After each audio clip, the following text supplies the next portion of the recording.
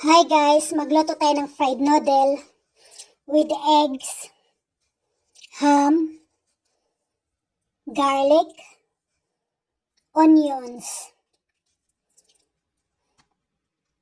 Magpainit na tayo ng kawali.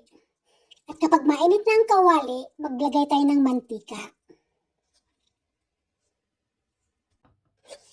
At ready to fried na. Unahin natin ang sibuyas or onions.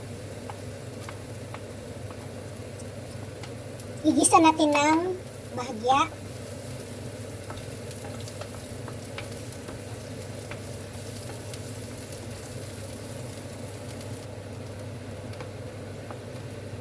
Isunod naman ang bawang.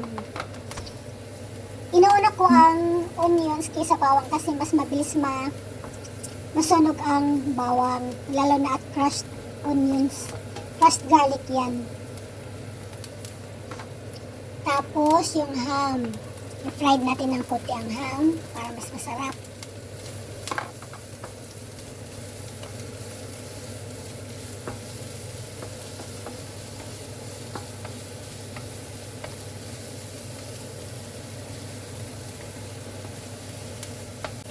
At ilunod na natin ngayon ang noodle. Yan. Halo-haloin lang.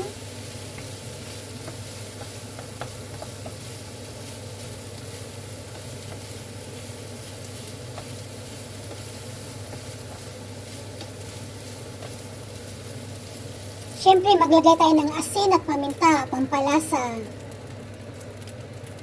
Tansya-tansya lang ang pampalasa, depende sa inyo.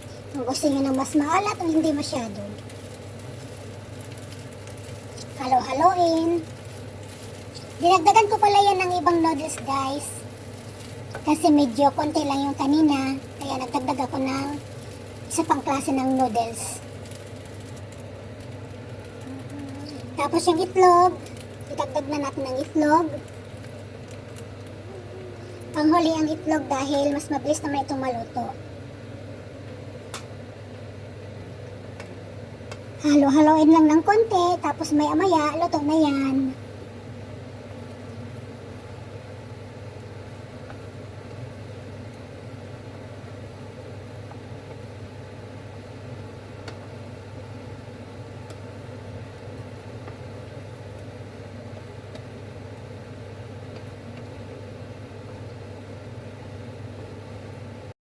Ayun na guys, luto ng ating fried noodle. Kainan na! Thank you for watching guys. Like, comment, and share.